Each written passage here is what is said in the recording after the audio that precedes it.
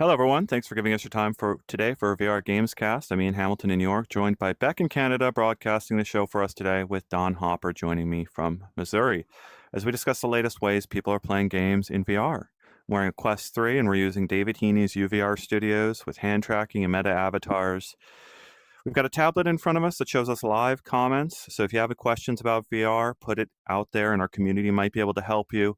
And we will try to address comments over the course of the show. Don, what do we got today? Man, Ian, we got a really packed show today. So, gonna start off by talking a little bit about the news of Ramen ceasing development on Zenith. Then we're going to kind of transition over to talking about something that's needed to happen for a long time, and that is Meta replacing App Lab with a new early access tab.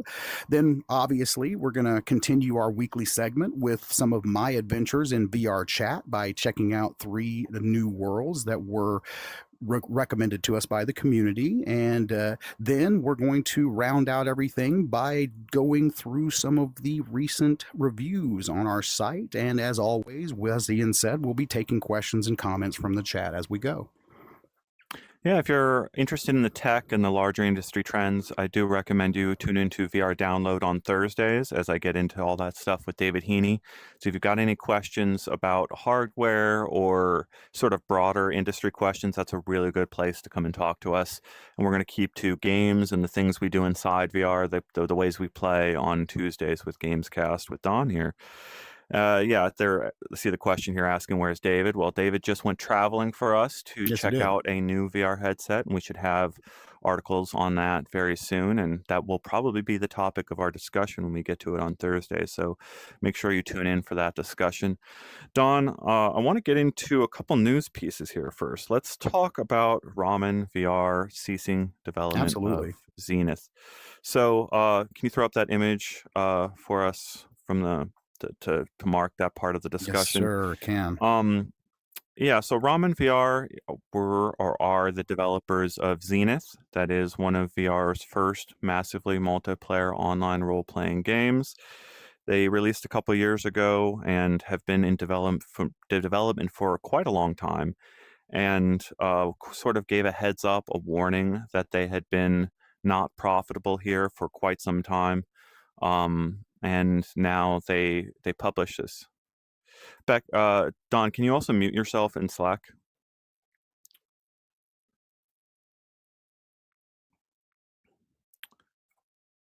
Let's see here.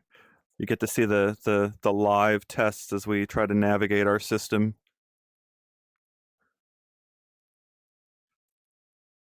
I think it takes like 10 seconds for the page to load sometimes, so we apologize for not having the image up here. Here, I got one. Here. Come on. Cast. Is that right? I think that's Zenith, isn't it? Here, I'll put this one up there.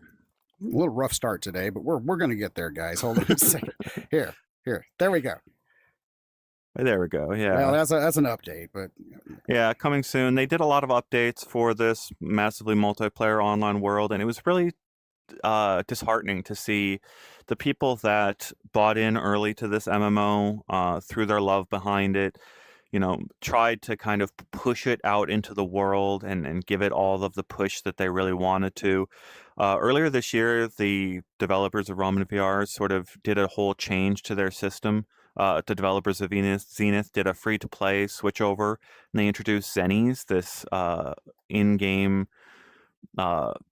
monetary system. And of course, now that they're shutting down the development efforts, they can't provide any refunds for people who have bought that in-game currency, which is extremely disheartening for people that had invested in any of that currency to try to play. I noticed in there they had a very enlightening shutdown video where the two founders of Ramen VR got up and explained the situation, gave a recap of the development journey, which is going to be very helpful for any other developers out there trying not to repeat those mistakes, trying to get a MMO that costs the right amount of money to develop, as well as, has a sustainable business model backing it up to keep people playing in VR.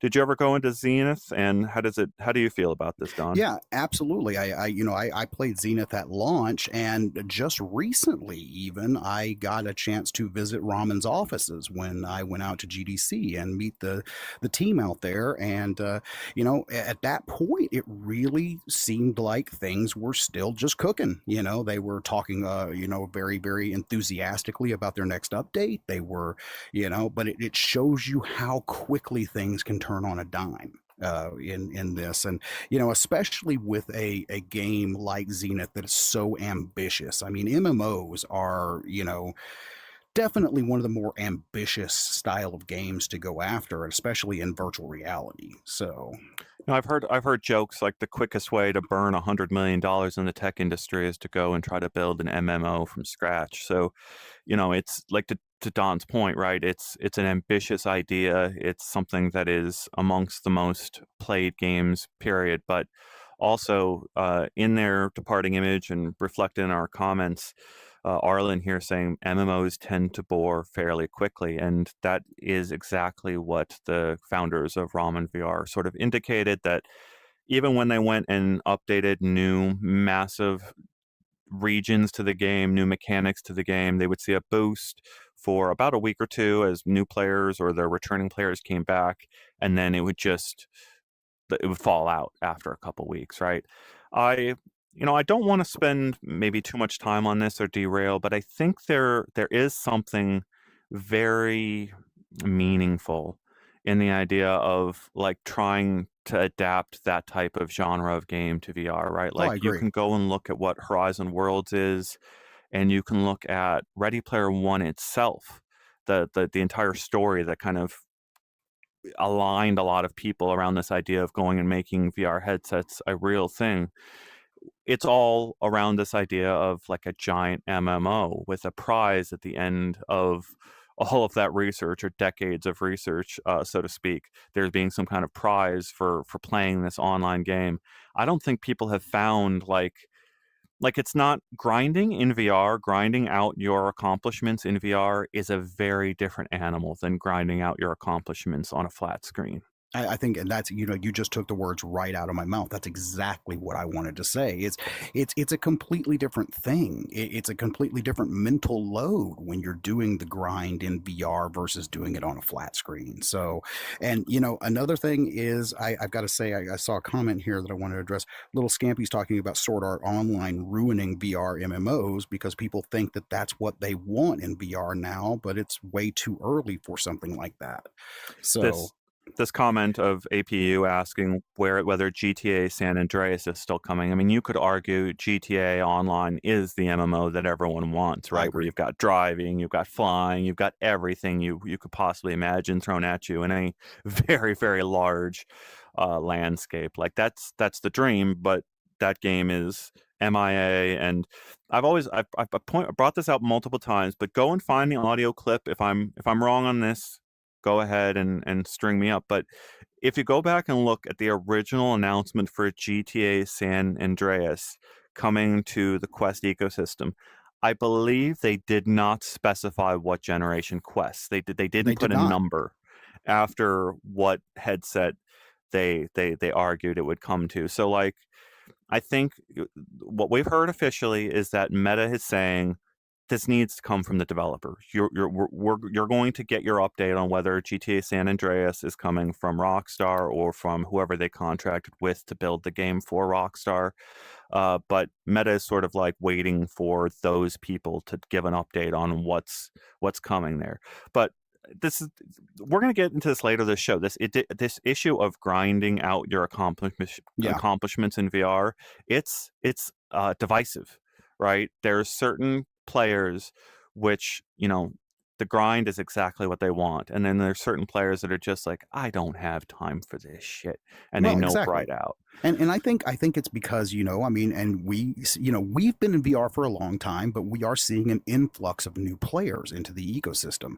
And a lot of them are still in that ooh squirrel moment. Like, okay, I'm going to get into this game and I'm really getting into it, but now, oh wait, there's this other game, and oh, my friend told me to play this one, and or oh, I saw this on VR Gamescast, or I read about this on Upload, and I want to go check out that game. And so you have that constant game hopping that's So going on with some of these newer users, and people aren't really finding that one game that they want to commit to.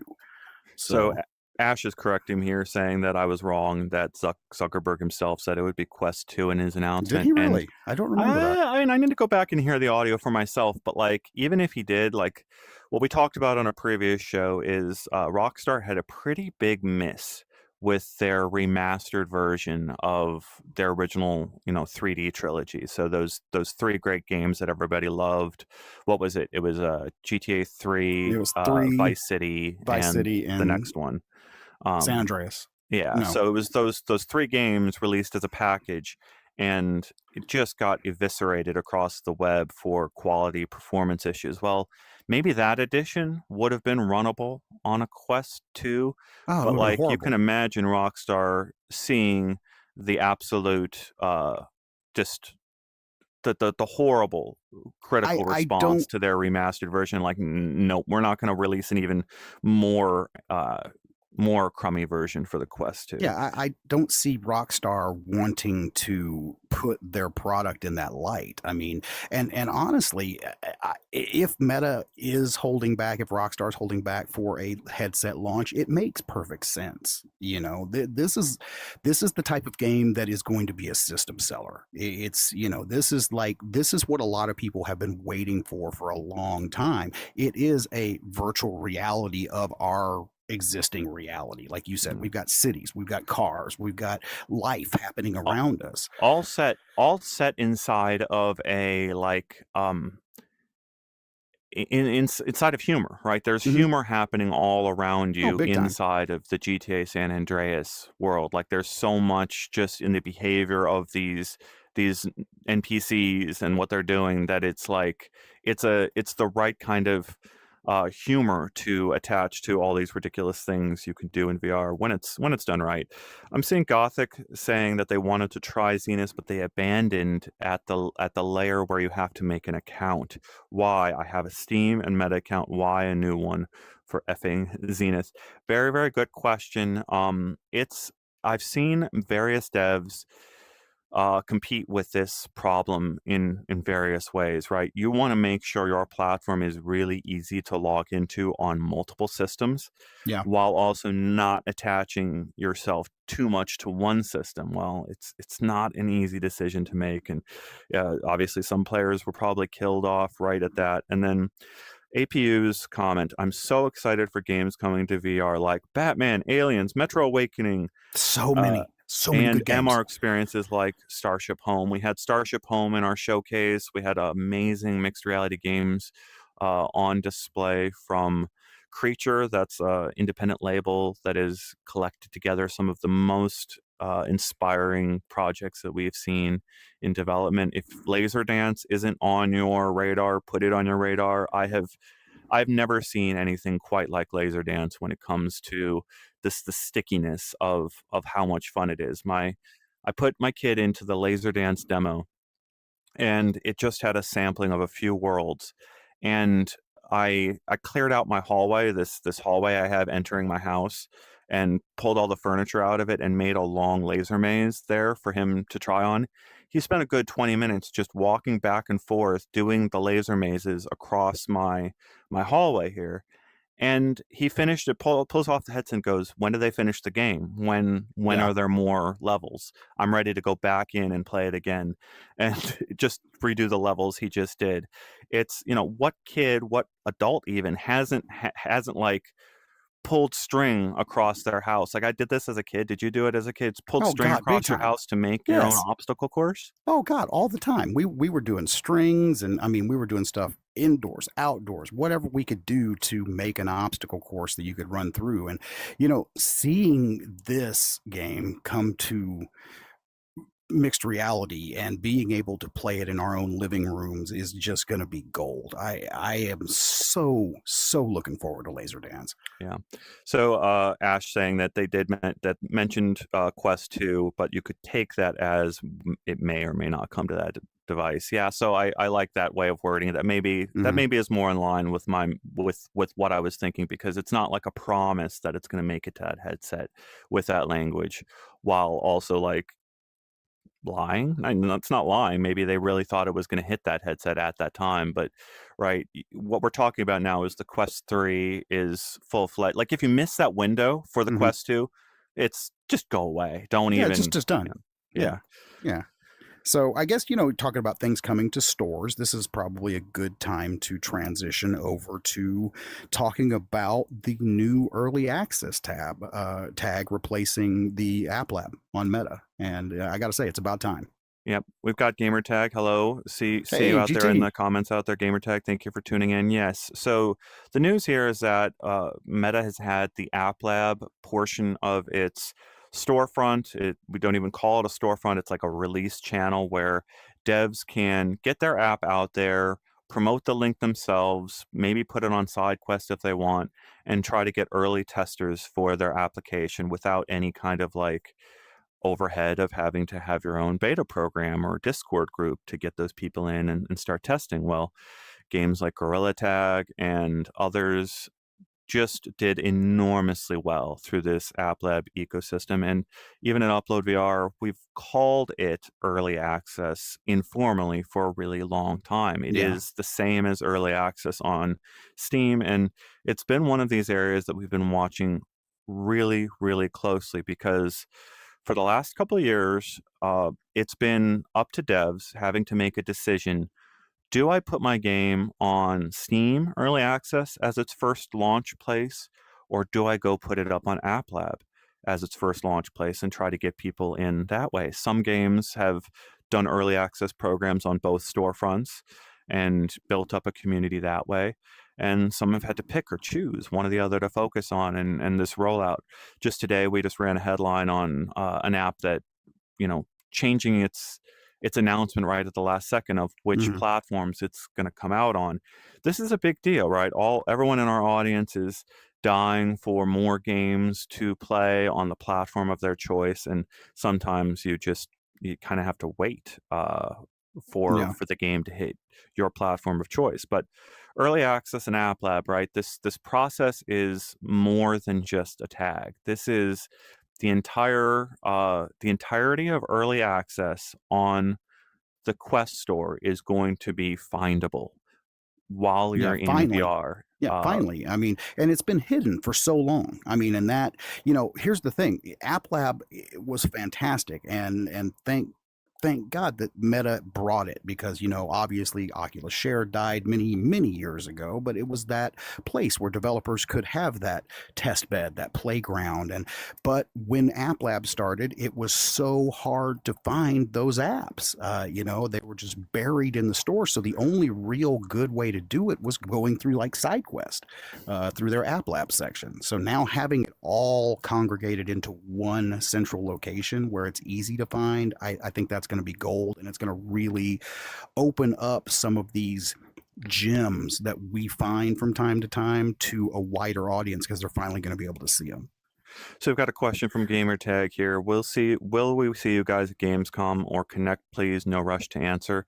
So we are working out our travel plans right now. We are entering the end of the year where a lot of unexpected embargo agreements will get dropped on us with maybe 3 weeks or a month and a half to plan travel.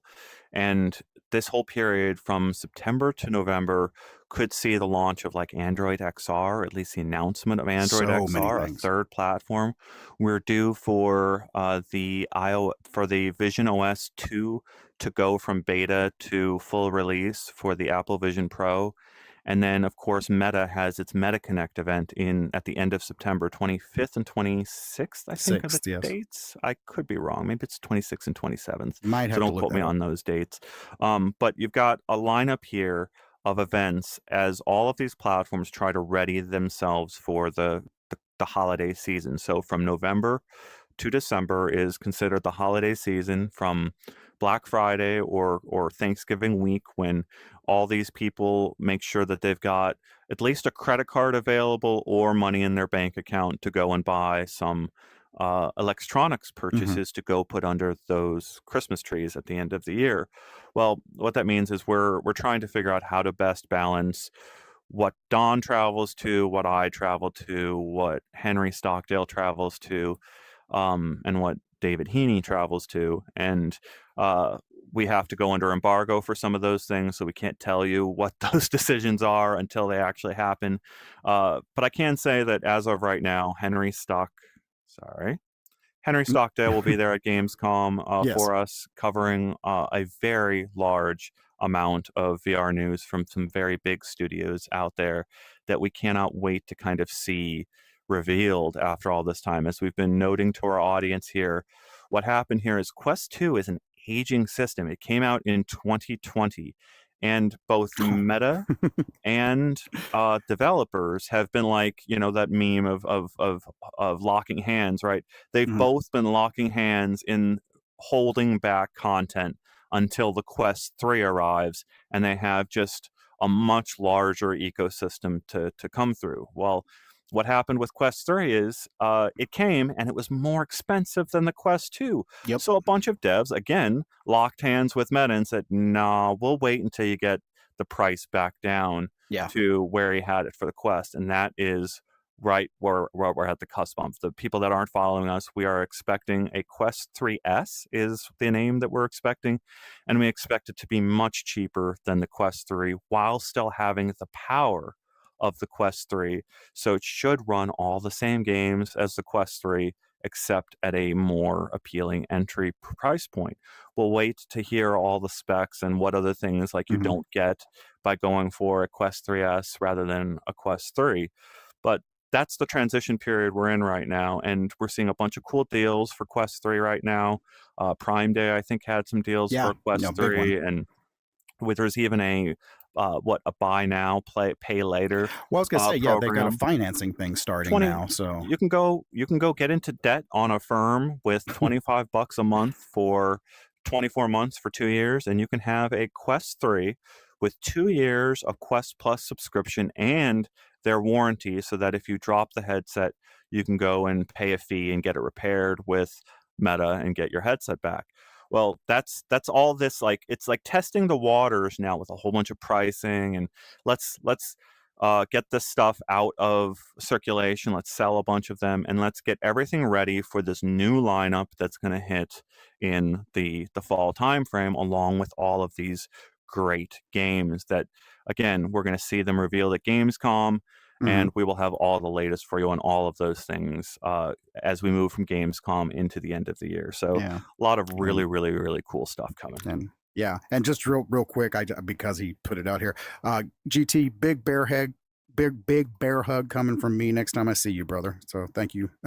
He says that he hopes that we get it sorted out, and he's looking forward to seeing us both. He's met me. I'm a super lovely person, apparently, and a great hugger. So, so All right. Well, let's move on here to our VR chat worlds. I think as we've absolutely, covered the absolutely. early access thing is going to be a massive bit of news, and I saw it in our audience that people are looking to see that the community is there to support these early access titles. Well, I think that is what is arriving all at once. Meta is hitting everything they possibly can. They're pressing their teams to deliver software updates faster, and they're trying to align all of their teams to deliver basically an unmissable platform, right? They do not want to lose to Apple. They do not want to fork Android and lose that fork to Google.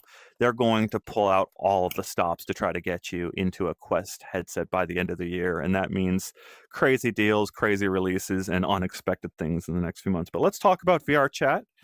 We have been having Don Hopper here go and hop himself through Hoppy. various VRChat worlds over on PC, and I even did some hopping inside of VRChat quite recently. If you go look at our channel or if you go look at UploadVR.com, you'll see an article on there. I can't wait to take that a step further, Don, because we are one step away from you being able to show VRChat worlds live on this screen We're for our already in there. audience Yeah. from the studio while you're navigating them, and I just can't wait. What I th- VRChat is this incredibly interesting area. We had told Beck a little bit about VRChat. She has not gone into VRChat out there yet, and that's because I've warned Beck that VRChat is a scary place. It It can can be a be. scary place. Like, it can be too much. But what you've been looking at, Don, is not the social interactions in VRChat. You've been No. looking at the worlds. You've been looking at what people have been creating as worlds. And of course, when you do that, right, you can go and make a new instance. You can set it up as private and then just invite your friends and family, people you trust, into that instance, and then, avoid all the weirdness that's happening in the public spaces of VRChat. Don, why don't you run through these few Sure. worlds that you Absolutely. explored and tell us what you found in them? So, as I've mentioned several times on the show the last couple of weeks, I am really loving my time back in VRChat, and it's been years since I've been in there, and just the absolute amount of creativity that we're seeing in there has been astonishing. So, as if you don't know what we're talking about a month ago, Ian and I both reached out on social media, and we asked for the greater VRChat community to start sending us suggestions for really super polished, highly technical worlds that we could visit on PC VRChat to kind of see how VRChat pushes the boundaries of what's possible out there, and to see some of the gamification that started in the platform. So I've been going through about 36 worlds over the last month and showcasing them each week on Sunday through an article. We are actually probably going to start doing those as a little video series as well, so look for that soon.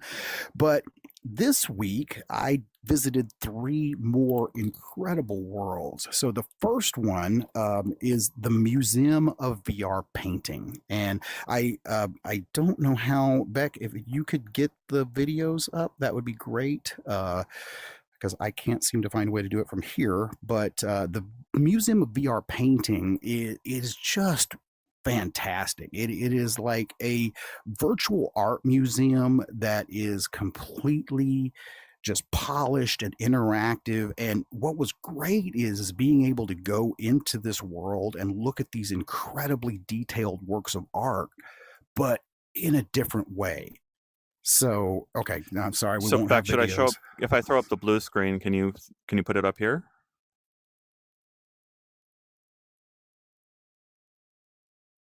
Okay, well, I'll keep talking while you guys work that out.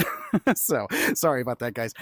So, All right, we're going to see what anyway, happens here. We'll see if our virtual blue screen can come through here. But keep going, yeah, Don. gotcha. Sorry. So not a problem, man. So yeah. So again, it is just a beautiful, beautiful world of art. And if you're into art, if you're not into art, if you're just into cool 3D visuals, if you're into anything like that, definitely head over to our site, check out the article that we released on Sunday. It'll have links to all of the worlds that I'm about to talk about, but go check out the Museum of VR Painting. Now, the next one is Complex 7. So Complex 7 it's kind of hard to describe.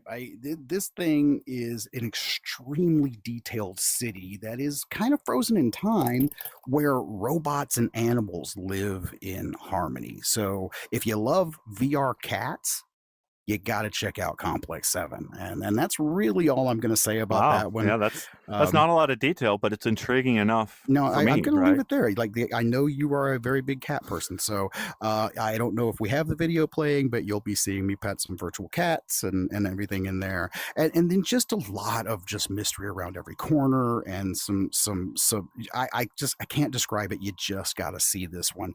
And last but not least is well, actually, you know what? I'm sorry. Oh my god, ODESZA, a moment apart. I'm actually giving you guys the next. You just muted yourself, Don.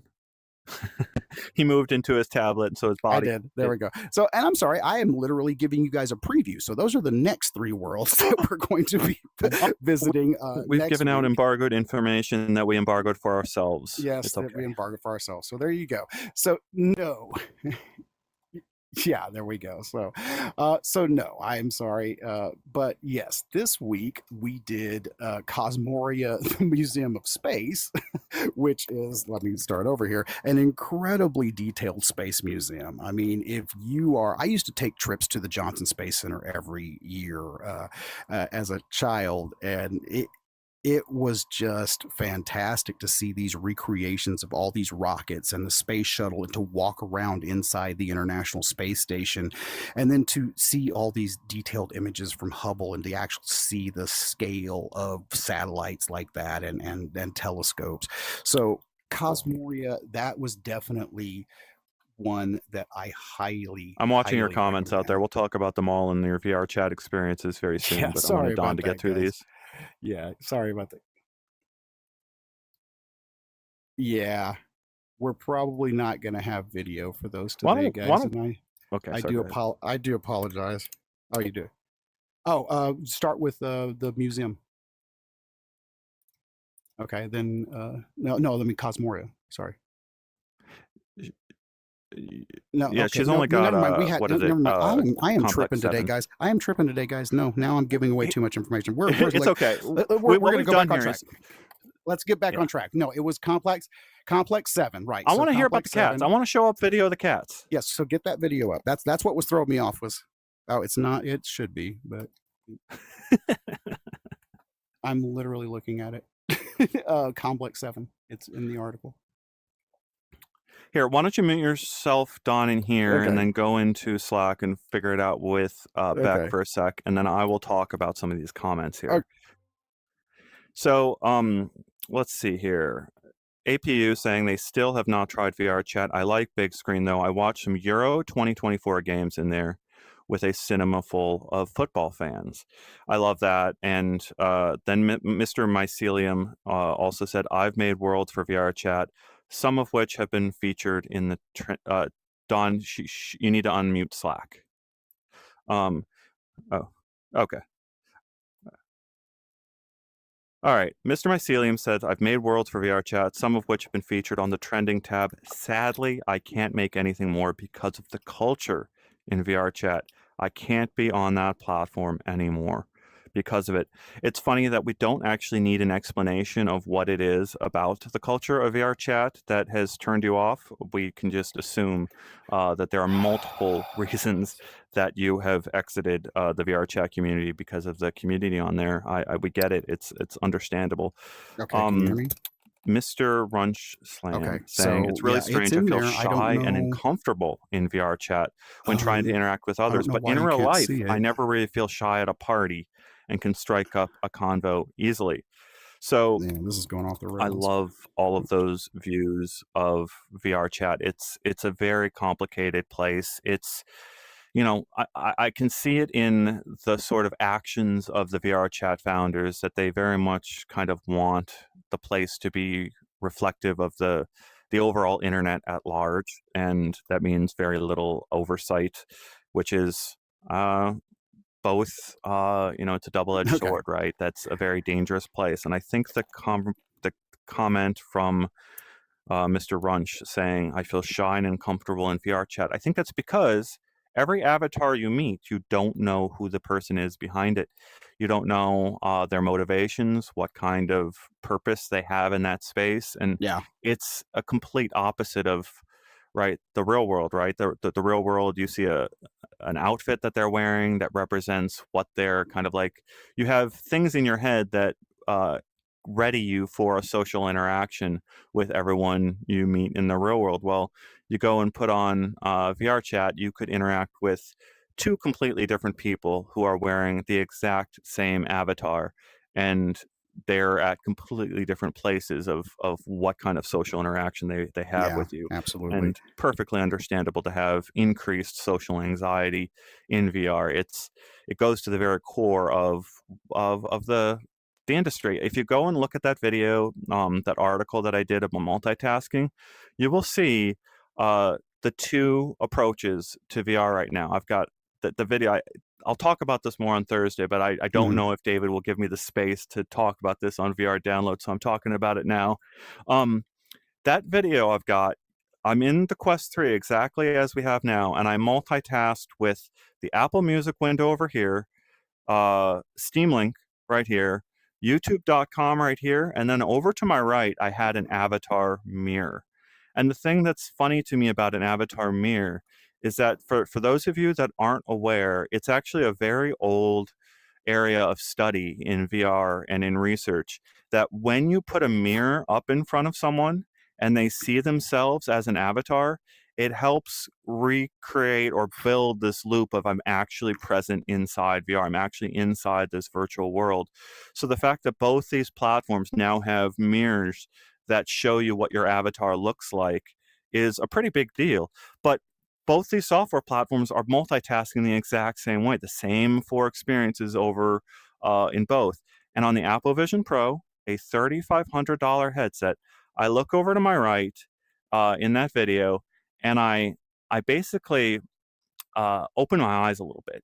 I make like a surprised expression while I'm looking over at the camera, and it's maybe a half a second Mhm. m- thing in this video. If you're watching it streamed onto Twitter, you can't even see the expression on my face. But what you're seeing is I look over into this avatar mirror is my actual face. You're seeing a headset that scanned my face, represents my avatar as my actual face, and then reacts to my actual expressions.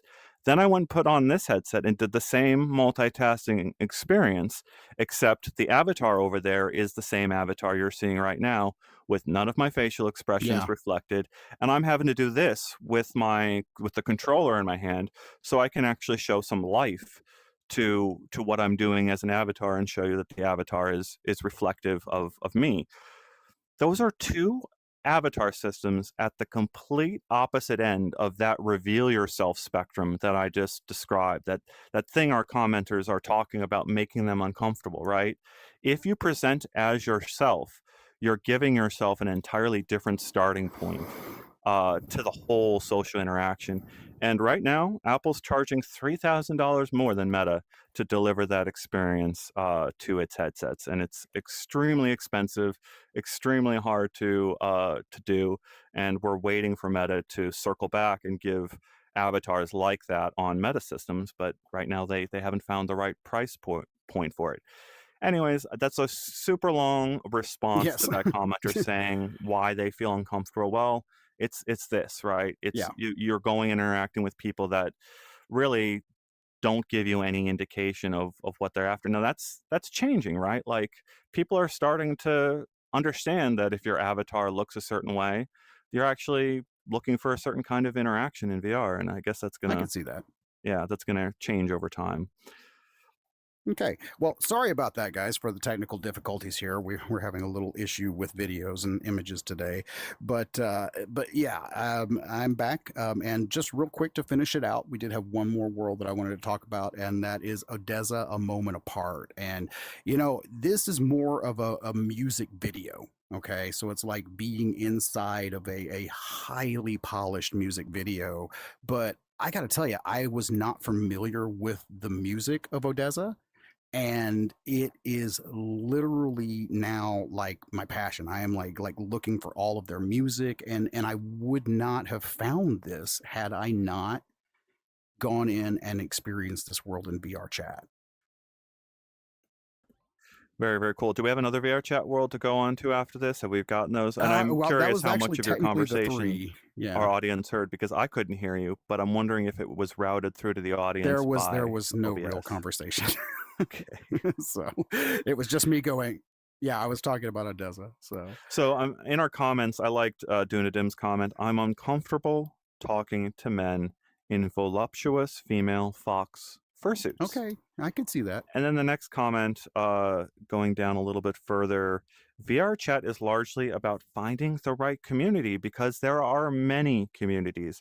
That is a very astute comment, and I think we're describing Just I why like VR chat. It's like imagine Discord, but everyone is thrown into the same Discord, right? Like you don't go and find your Discord.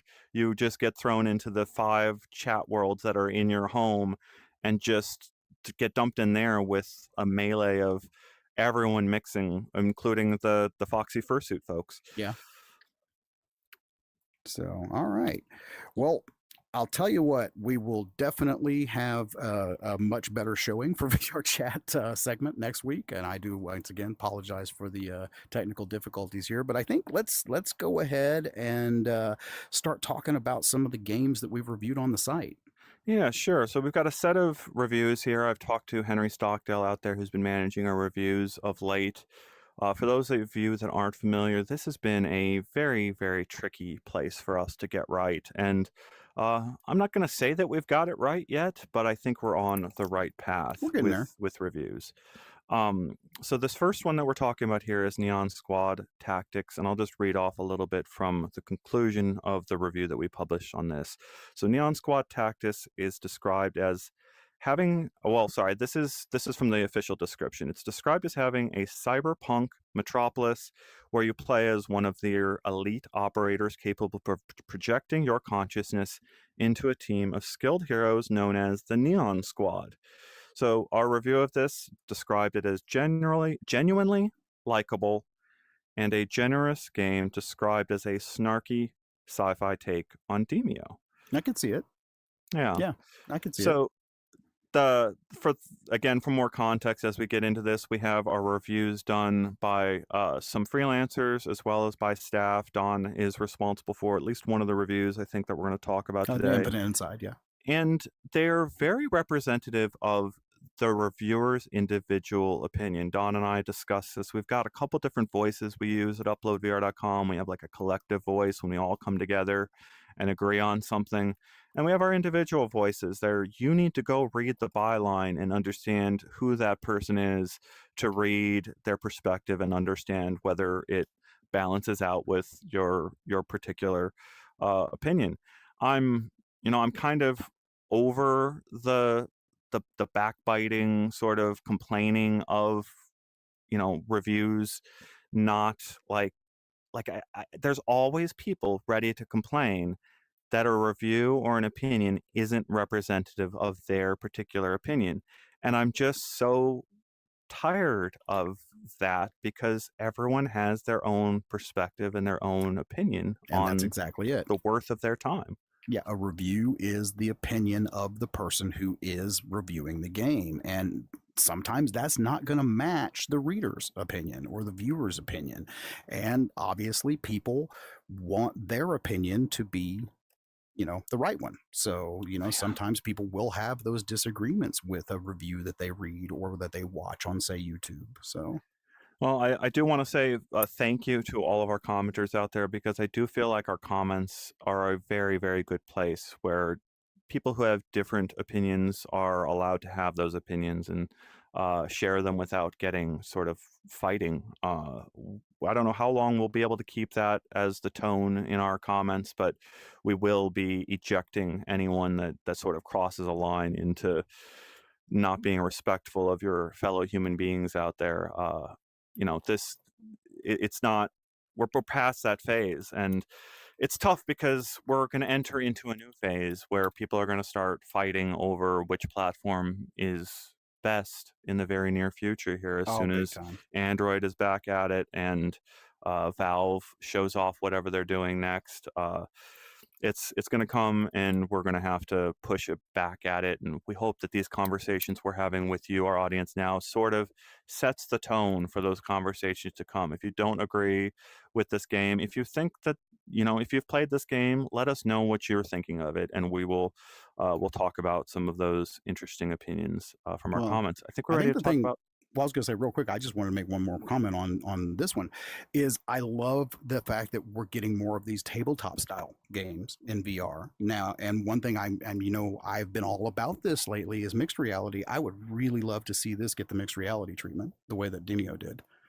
Yeah, so Little Scampy's comment: people shouldn't look for reviews they like. They should look for reviewers they vibe with. That is beautiful. It is absolutely right. And Don, we'll get into it. We spent a good 2 hours in this studio just hashing out ideas before we actually went live here.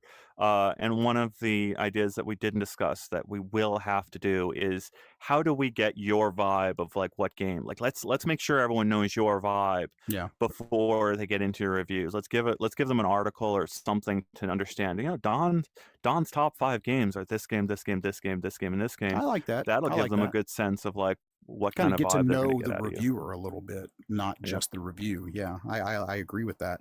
So, okay, well, I guess let's move on from this one and let's talk a little bit about Downtown Club.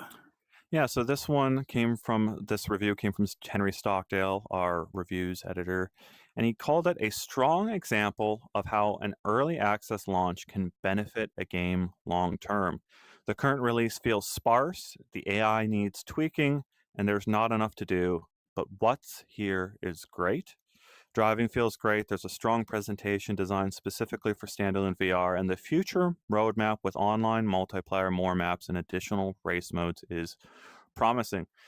Good example, good summary there from Henry Stockdale of how we've got to review a game with what it actually presented in front of us, while still noting that there's a chance that they could, improve things down the line. Um, I Anything can't else you agree want to with talk him. about Well, I with was gonna say racing there? I can't really agree with Henry more. I mean, I think that this is a really good framework, and they've really got great driving in there. I mean, the driving does feel good, but obviously, as he mentions, it's still in early access and it needs more content. And it's like I don't know. I used to back in the day, one of my guilty passions was Need for Speed, and I am just desperately wanting to see EA bring Need for Speed to VR. I think especially Hot Pursuit. That was always my favorite. I always loved Hot Pursuit. Yeah, that's an area we will have to watch very closely. I remember, right, Daydream had its ecosystem, and there Mhm. were maybe a dozen or so games that Google went out and actually funded to Mhm. launch on the Daydream ecosystem. Didn't virtual reality get its start on Daydream? I think it I was. believe it did. I believe it Yeah. did. It was either that or Gear VR. It was one of the two, but it was right about the same time. Yeah, so you see games get their start on platforms, but what I wonder is, will Google, if Google actually comes and shows up with Samsung, and delivers a new VR platform for Android, will they actually show up with real money to bring real games to the platform? We see these titles like you mentioned Need for Speed. Goodness, like there is a long list of titles Hmm. that those major companies just laughed out of the office, right? Like they we can't make that game for VR because the audience is so darn small.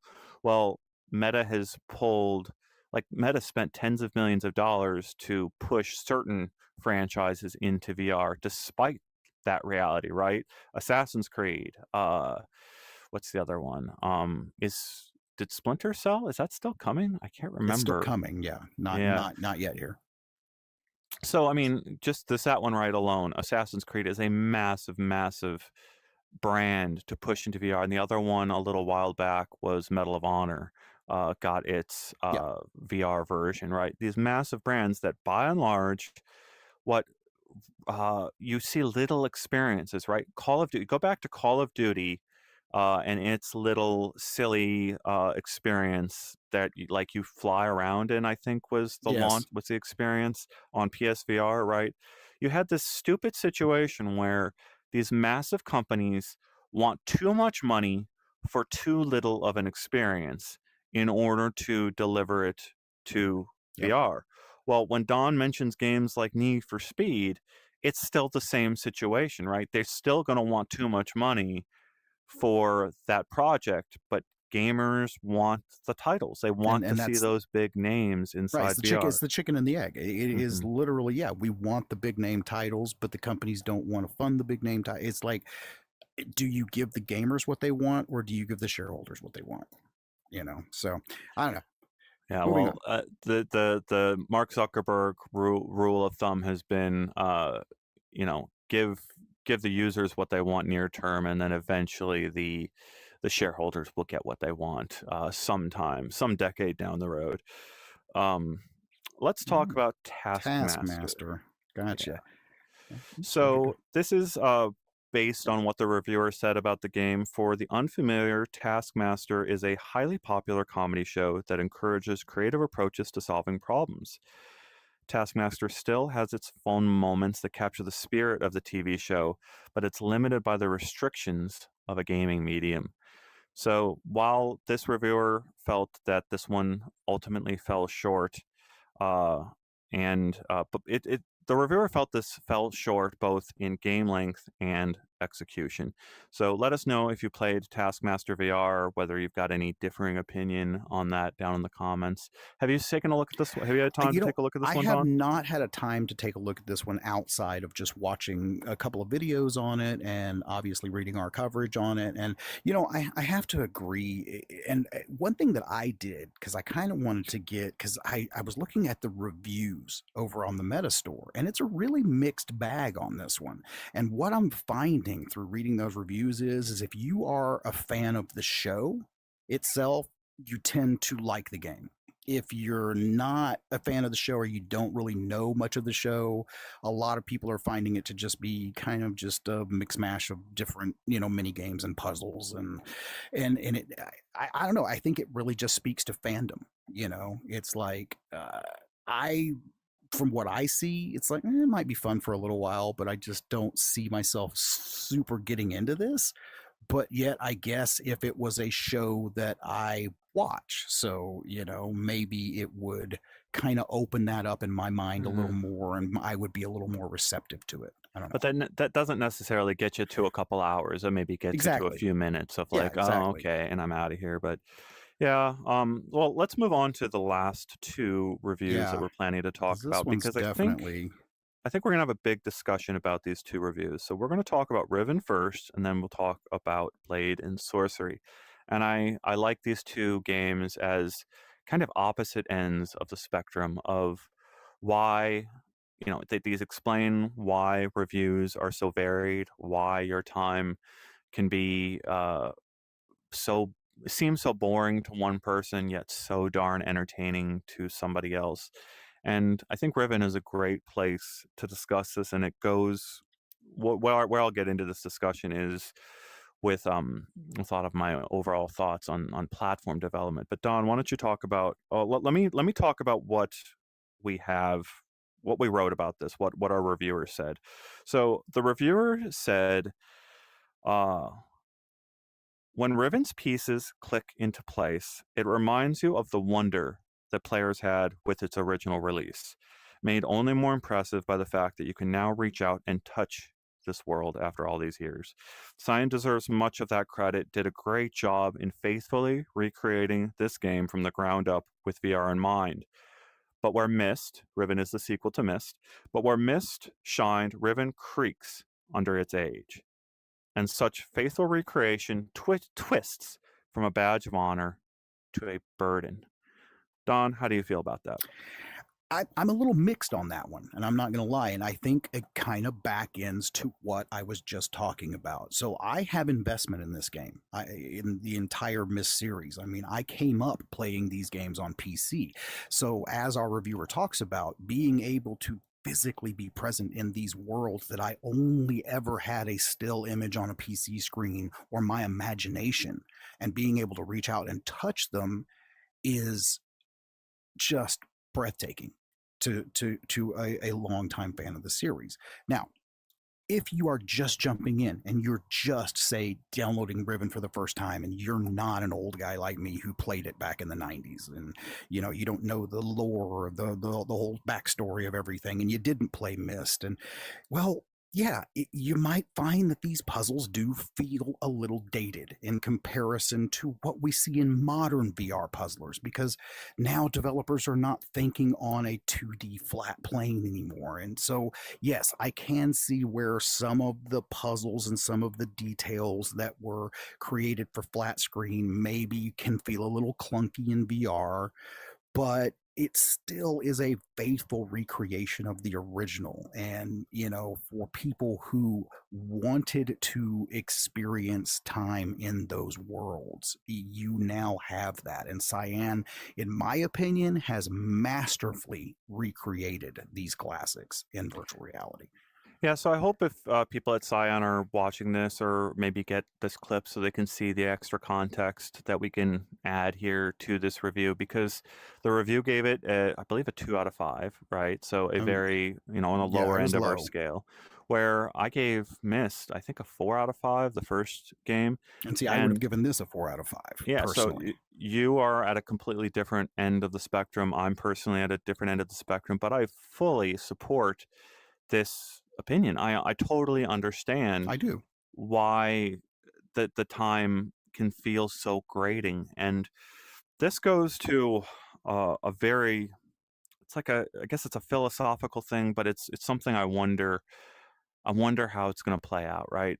Right now we have a platform war like you've never seen, like we've never seen anything like this, where oh gosh, the 20th century's flat media is all getting like it's like it almost looks like a shark feeding frenzy, It as does. every AI company in the world is like, how much of this can I regurgitate back out to people as whatever they can. Um and it has this effect of like this platform war is shaping up such that Meta has gone all in on 3D, right? They've seen that nobody wants to go update their Facebook profiles anymore. They don't want to go post photos and videos on Facebook, and they're getting started on the next thing of social sharing. Um, and uh, that's in VR. They've built a store that's all based around VR content. They've built an operating system now that they're naming Horizon Yeah. OS to get you your friends and everyone into a VR experience together, and have them all join you in your game. The video that I just put on our channel and we just covered, multitasking. The thing that's missing in my multitasking, the thing that you cannot do, is you cannot take Steam Link right now on Apple Vision Pro and play from the same app, either in flat screen or in fully immersive mode, and also multitask with other flat screen apps. Really. So you have this situation where uh like, all right, so on the MetaQuest platform, if I go to the Steam Link app that's on the MetaQuest store and I try to log into Steam Deck on that app, it will tell me Steam Deck cannot run VR. You need to go away right now. Makes sense, right? Steam Deck can't run VR, and I don't want to try to run VR from the Steam Deck. Uh, but that app should have all the same functionality as the 2D flat screen app that's available everywhere else. Well, that's missing right now. I had to go and download the Steam Link app directly from Steam's website, the flat screen Android APK from Valve's website, to sideload it onto my headset, and then I had the flat screen version. So I had two versions of Steam Link installed on one headset in order to do what I'm describing. If I wanted to play Riven, the flat screen version of Riven, I could right now. I could pull up a flat screen Steam Link window that would put Riven right here. I'd go into the pause menu. You'd see my arms drop down. I pull out a controller out of my hand, and I play Riven right here in this studio with us while I'm having a conversation with you, right? Like, that to me is a interesting way to think about playing Riven. I don't want to lose access to my movies. I don't want to lose access to my social connections to go and revisit this world again. It's not like I'm not going to focus enough on Riven. I don't have enough interest in going Right. back into that world to give it my full attention. And that's what we're seeing our reviewer describe. We're seeing our reviewer describe the grating feeling of just, I need a break from this, right? I need a break to go look at something else for a minute, and then okay, let's get back to this journey, right? It's Hmm. it's just a different feeling Well, of and I was gonna say, and I really just if I can interject, I think that you're kind of touching on something there, and that is a huge difference in the investment of playing a game like this in VR. Is that yes, I am putting on a headset and inhabiting this world. It's not just in a flat screen in front of me. I can't just okay. Now I just want to walk away for a minute. Well, now I've got to take my headset off. Now I've got to. So I agree. So interesting. Cyan Worlds. You go back into their history. I believe their first VR game, first official game, I think was Firmament. Yes. I believe, and I believe in Firmament on PC, you can switch from PC to flat on the fly. You can exit modes. And what I'm insistent or starting to like put together with my reporting, or I'm starting to come to this perspective that what we saw in 2016, 2017 was Valve win PC. Yes. We saw Valve cut off Oculus at the shins from doing anything interesting on PC. And the interesting thing that you can do on PC is exactly this. You can switch from PC to VR. But as these platforms have evolved, they had to put that like functionality on layaway. You had to put it back until the whole platform is running smoothly in every other way. Like the Steam platform doesn't even have official, I think, first party hand tracking right No. now. They've got like the skeletal tracking, but there's no real great interface for interacting with the Steam menus with just your hands in the open air. Um, that needs to be solved for Steam to get parity with all this stuff. This. Uh, but where I'm going with this is, right, you've got all these platforms, and right now you cannot take Riven like Firmament did back almost a decade ago now and take it from this little floating window and have it boom being everything around me. And then after 15 minutes when I get bored, why can't I pull up that multitasking menu number one? That would be the first thing that would help me stay inside that world. A multitasking menu where I can look at all my other things. I can look at my messages, look at a YouTube video for a few minutes. And in fact, in the YouTube video, get the tip on what I need to do to go find the thing that will get me to the next step. Maybe I want to keep playing this and I just need a little bit of help. Well, that's a pain in the butt in games like Riven right now. Well, No. all right, so multitasking will keep me inside a world like Riven if I can go and look at other things, but also taking Riven from around me and going back to the flat screen. And now I want to go play in VRChat and chat with a couple people in VRChat for a few minutes, and then maybe keep playing Riven, right? Maybe I want to go into VRChat and keep playing Riven on the flat screen version, right? You have to have platform level support. You have to have a company that planned out years in advance for their operating system and their software to do exactly what I'm describing. You have to have multitasking and you have to have apps being able to expand and contract like that. Is Meta going to get there? When are they going to When get there? Are exactly? they going to get there years after Steam does it, after Apple does it, after Google does it, right? If you can't do this on Meta's headsets, how restricted will you feel if you can't do this transitional thing because of how they've planned it? Now, I think this will happen on Meta's ecosystem, but it'll only happen inside Horizon Worlds. Yeah, You I have to put agree. your stuff into Horizon Worlds in order to get this functionality. I could be wrong. These are all theories. No, This I is could see all it coming. the very front of we'll find out the answers to these questions, how these platforms are actually going to handle this stuff. But I have to talk about this, right? This is a beloved game, Oh, it's right? huge. But it's the very core of this problem, right? I need to have access to all my other stuff while I'm going and exploring Riven. Otherwise, you're going to be repeating this thing over and over and over again where you're just making a lot of players mad because you're cutting them off from everything else. I agree. I mean, it's definitely that type of game. It's an isolation type of game, So having that ability to quickly drop out would be gold. Now, obviously, it might be a technical issue. I mean, we have a comment here in the chat from Roar McRiphelmet says Cyan has said that the live switching was actually a big mistake because it caused lots of technical issues. Yeah, and And again, there was abduction, mentioning that abduction was abduction, right, first, was and then first. firmament, and you could switch on the fly. Yeah, so and I'm seeing go down there to Little Scampy's comment. When you get bored isn't really great. Wouldn't This the is true. solution be to make a game that doesn't get you bored? Yes. Beautiful. We'll get into Blade and Sorcery next because that game doesn't get you bored. Never And get bored in neither Blade and does Sorcery. Pistol Whip, neither does Beat Saber. But those are embodiment games. Those are games that have been built around right quick And fast hand movements. are they You feel like games? you're present, defending your body against constant assault, right? Like that's not what Riven is, right? This is a marathon. Those are a sprint. So basically, those games, I don't get bored in those games because I don't really play them for more than 20 or 30 minutes, before I'm ready to jump out.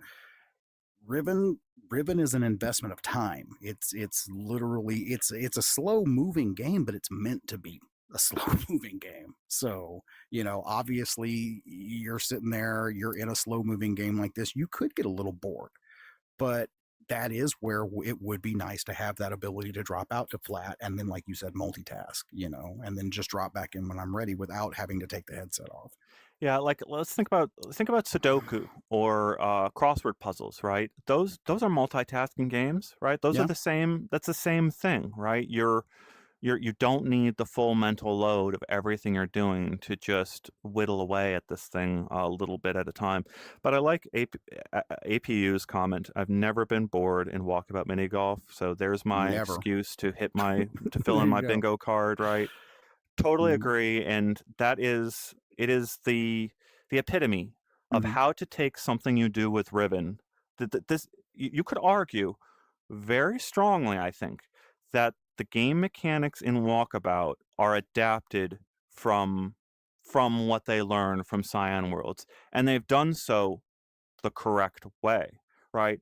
You go into Walkabout Mini Golf, you have an activity that you are set to do with other people. You're just going to hit a ball and try to get it as close as it can to the hole. And while you're there, you can do 4 or 5 other things, right? You can go hunt Easter eggs. You can just explore and look around. You could sit on a chair and have a conversation in one of these places.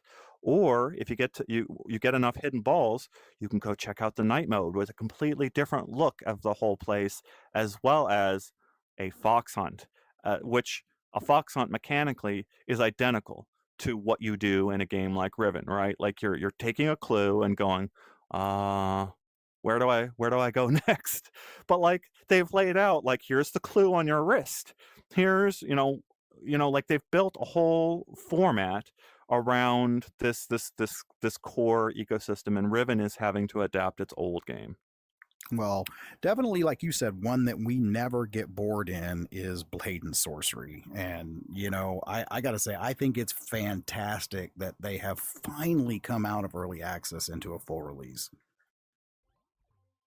And APU saying, I want a game like Firewatch in VR. Yes, very true. And I Oh, think big time.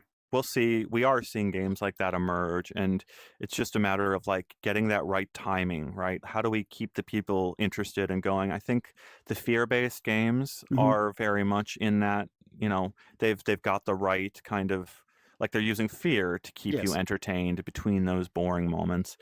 But yeah, let's talk about Blade and Sorcery because this one has been in development for a very, very long Very long time, time. reaching its version 1.0 release.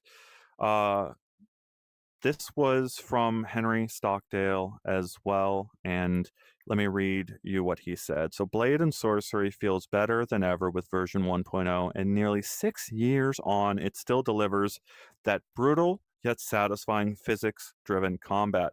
The progression mode is an enjoyable addition, applying that sandbox playground to a campaign mode in a way that feels rewarding while remaining true to the game's roots.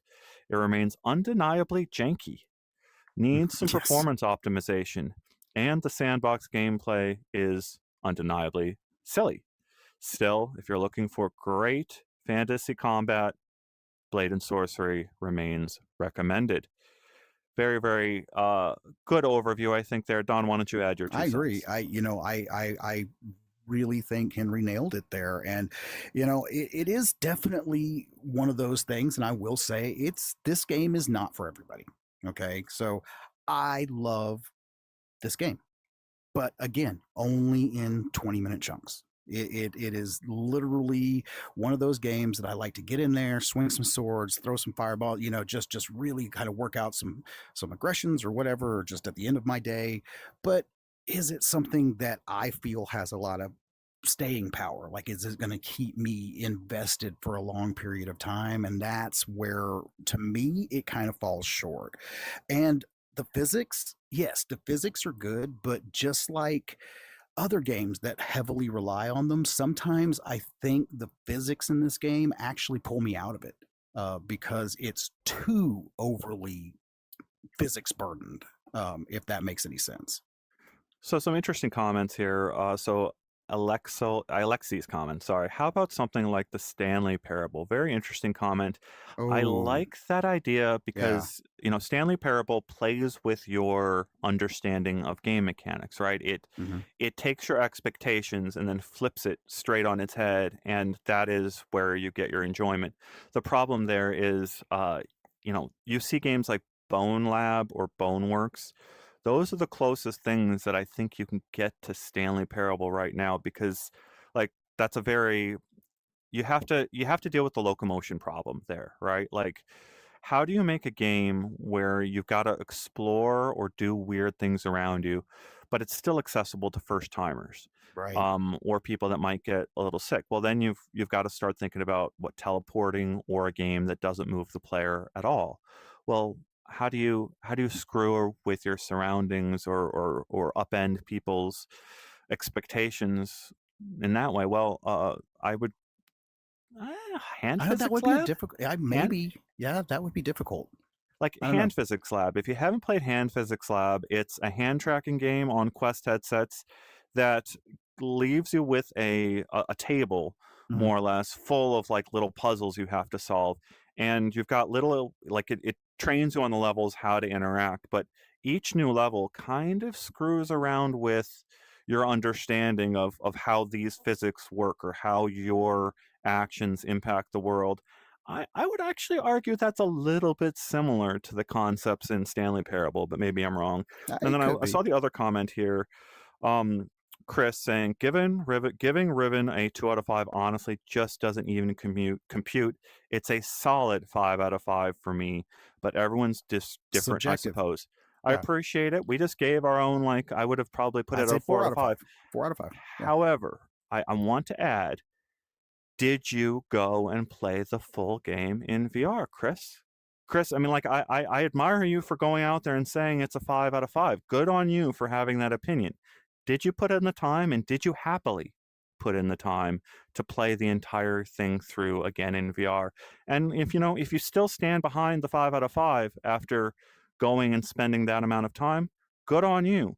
But if you aren't able to push through to the end, if you got a few Hmm. hours in and went, oh, that was Riven, but I'm done, right? Yeah. You're starting to see what our reviewers see. You're starting to feel the And challenge reviewers feel when they get past that 3 hour mark in a game, right? it Like is. it's not the same thing. Playing the beginning of a game sometimes is not the whole experience.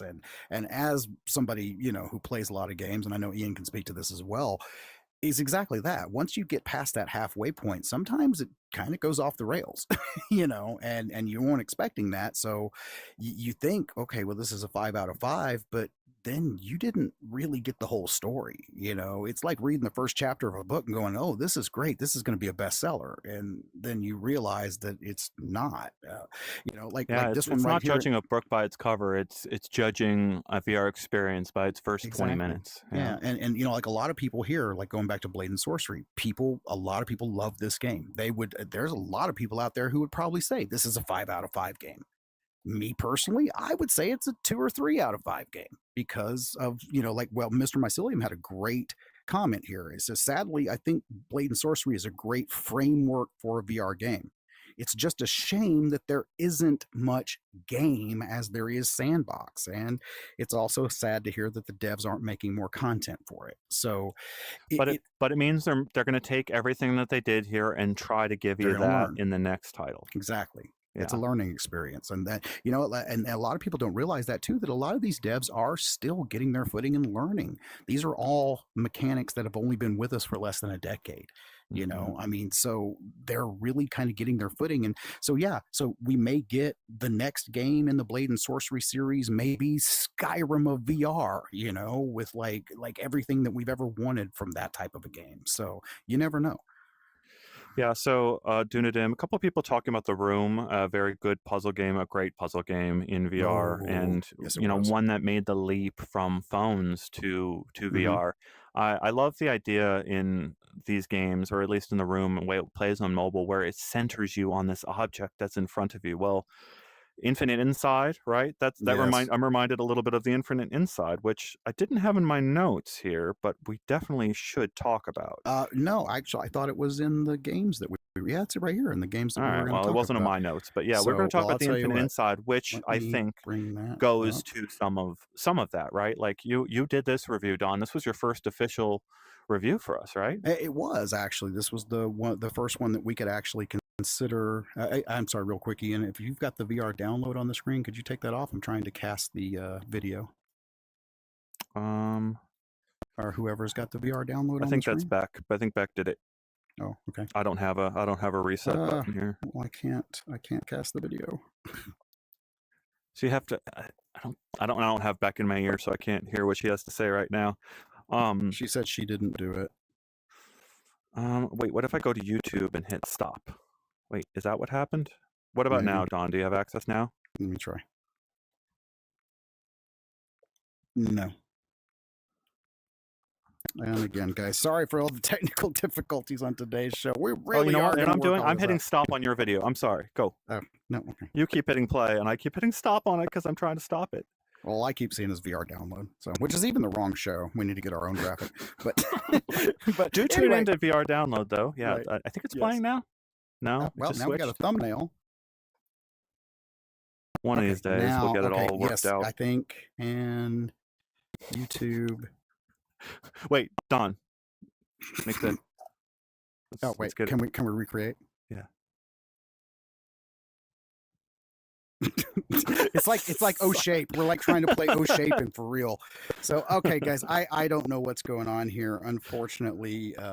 But please do go to our YouTube channel, check out the video that we just dropped for this game a couple of days ago, and I will talk about my time in it now. But I got to tell you, I am in love with this game. It is literally just beautiful and artistic and exceptionally well done, with the fact that it literally transitions from virtual to mixed reality seamlessly. And one of the things that I really, and you were kind of talking about playing the whole game. So one of the things is, until you get midway in that game, you don't start getting into some of the really cooler puzzles, which actually take place in both mixed and virtual reality. So until you get to around chapter 3, which is about the midpoint in the game, you don't start seeing that kind of stuff. So anybody playing Infinite Inside, don't give up on it. Push through, play to past chapter 3. You start getting to some really, really cool spatial puzzles. But overall, the game, it's beautiful. It's artistic. It's original. The only thing that I had a problem with, and I'm going to say the word right, I swear to God, is it really, really needs a Quest 3 graphics update. And the reason being is there are a lot of hard angles in this game. Okay, so the aliasing yes, the aliasing is really bad on certain scenes. So, just having that little bit of extra polish with a graphics update from Quest 3, fixing that aliasing in there, it definitely would lend to Don and I had some fun with how he pronounces things, aliasing, Yes. aliasing. Yes, I said alazing because I'm from Texas. Yeah. So Yeah, and of course we've got skeletal. If you go tune into VR download with David skeletal. Heaney, Yes. that's how he says skeletal, which of course we're going to have to hear that word a lot in the future because we are Oh going yes. to have more skeletal tracking in VR overall. The X86 comment here. I played and finished Infinite Inside over the weekend. I really enjoyed it on Quest 3, but the controls are a little too janky for 2024. I saw this comment from some people, and I think it was even in your review that it was a It little bit, was. there were a few issues there. And they refined it. They got better from the demo to the full release, but during the puzzling sequences, your hands do tend to lose grip with the puzzle pieces from time to time, or you'll lose grip and then all of a sudden the puzzle piece will just reset and then it'll be like way over here and now I've got to go grab it again. Oh, yay, we have the video up now. So fantastic. Thank you, Beck. I think our audio is having some trouble, so we're sorry if our audio from our studio is having some issues right now. It's tech issue day, I swear. Yeah, well, so for those of you who aren't familiar, right, Don is in Missouri, I am in New York.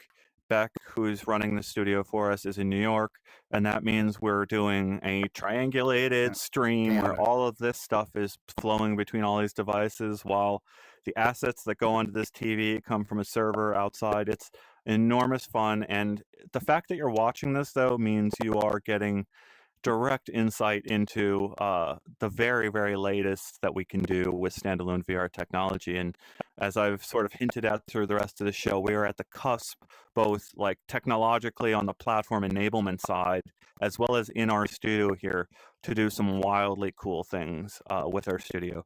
First thing we need to do, though, is make our audio sound really great for our audio listeners, and I know Beck is on the case for that. That's what we spent our hour doing before this show, was exploring how we can make this audio experience for our audience rock solid on the future. Dunadim is saying that this is Kyle's fault because of his Taco Bell internet. That's fair. Happy to blame Kyle for anything and everything. So please I don't have Taco Bell internet. I mean, I have really good internet. So, all right. Let's see. Back to Infinite Inside. Over on the PC version, there is no mixed reality, right? On Steam, no, not the only way that you're going to get mixed reality. And I was actually going to ask if you have tried this yet, because I am very interested to hear somebody's thoughts on the Vision Pro release for Infinite Inside. But no, on PC and PSVR 2, you are going to play it in just traditional virtual reality. You're not going to get the mixed reality sequences. If you play on Quest 3 or Vision Pro, you will actually be shifting between mixed and virtual reality during the game. And then, putting this game in context of what we discussed on the rest of the show, right? You've got Riven, which requires full attention to your world. You can't go outside of it, and your mileage will vary, right? Based on how badly you want to go through that world again and have that be your full experience. The irony in my head, right? If you go back to the original, right, the original Riven on whatever computer you're talking about, you played it on that flat screen a few feet in front of you, and you had access to all of your people, all of your media, your entire world outside, and you had access to a little paper notepad where you could take notes. I know families who played these games in switch-off formats, right, with the little pad or notebook sitting right there next to the PC, and the family member, there's the kid comes over in the morning after dad stayed up until 3 a.m. trying to figure out where the next piece of the puzzle is, and the kid begins the journey on the PC in the morning. And it just stands in such opposition in my mind to what you experienced in Infinite Inside, which is trying to build on what the Room did, right? Like, it's doing what the Room did plus the addition of mixed reality.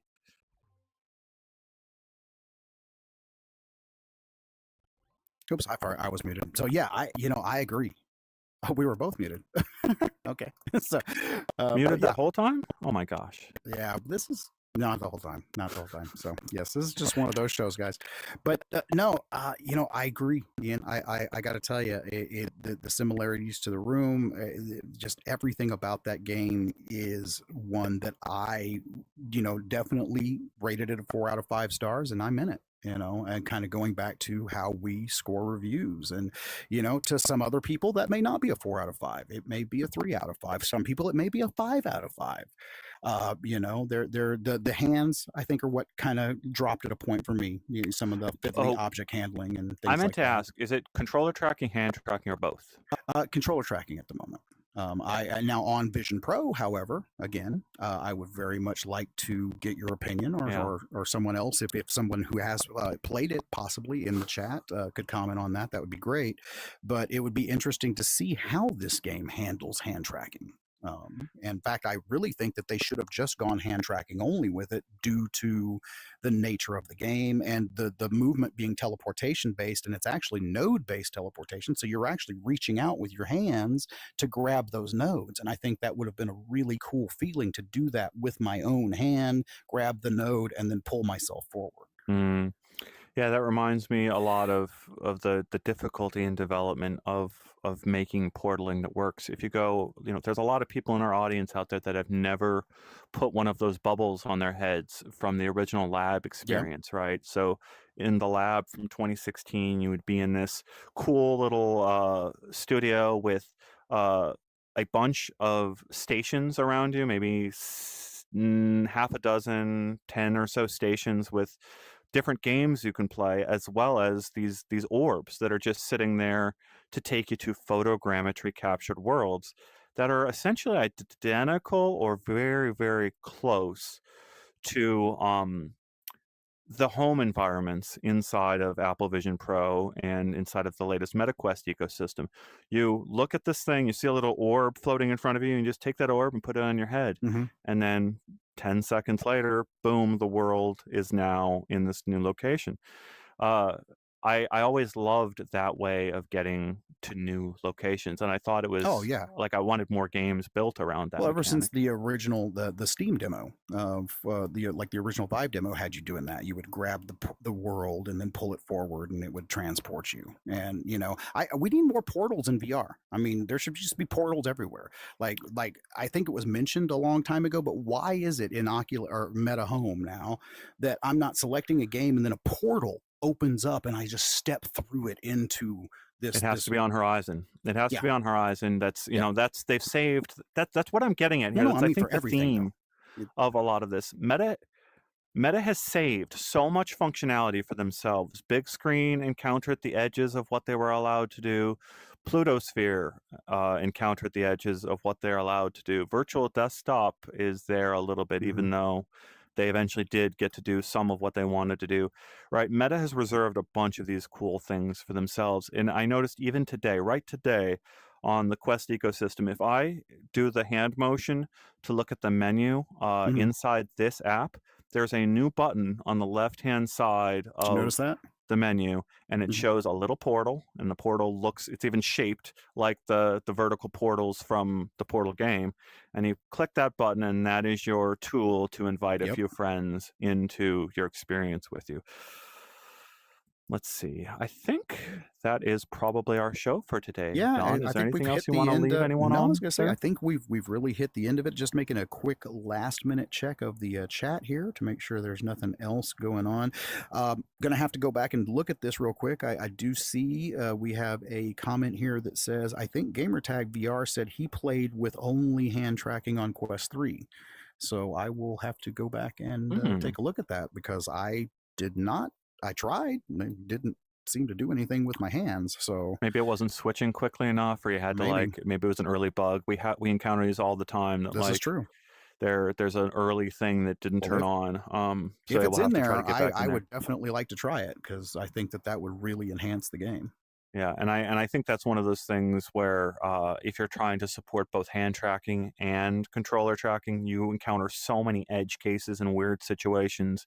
And when I'm hearing you describe the things flying off on some of the interactions, it's because, right, you're trying to support hand tracking on one platform, controller tracking on another platform, bug testing all that stuff with, as I just kind of pointed out, Meta will roll out an OS update with no warning and change all the text around Oh, big time. on the platform right in front of you. So yeah, it sounds like our audio improved leading into the final Yay. part of this episode. I want to encourage all of our audience to go and become a member at Please. uploadvr.com. You can become a member or even a patron to support our work directly. You can really make an impact on our ability to cover more, to get more reviewers out there, to travel further, to do more. We do what we do at uploadvr.com with an extraordinarily small team. And if you become a member, you can help support journalism in the 21st century directly. It means a ton to us when we see new members join. We see that support invigorates us, gets us going to the future to try to get to the core of everything we are talking about here. So thank you to our members on YouTube, our members on our website, uploadvr.com. Come back on Thursdays to see VR Download with David Heaney as we discuss the latest in personal computing. And then check back with us on Tuesdays where Don Hopper and I get the flow down of this show. We cover We're all the getting there. latest games and the ways you're playing in VR, work out this green screen, and God help me. One day I'm gonna get Don with a controller in his No, we're doing hand, it. We're and you doing will it. watch him play a flat screen game like VRChat or something on this. Uh, and when we do that, the everything starts becoming possible as soon as we start breaking down the barriers in the studio. So thank you so much to our audience. Please share out the link to this in the future.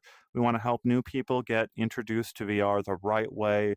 We don't want them to be scared off by those first time experiences in VRChat. We want to avoid those negative first time experiences, get people to see what this is actually representative of, keep people from getting hurt or scared out there.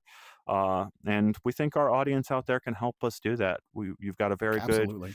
amount of advice out there, good experience out there to help our audience understand the games that we miss, the experiences that are really cool out there. And we appreciate all the tips that you guys are sharing Yes. with us as well, telling us what to check out that we might have missed.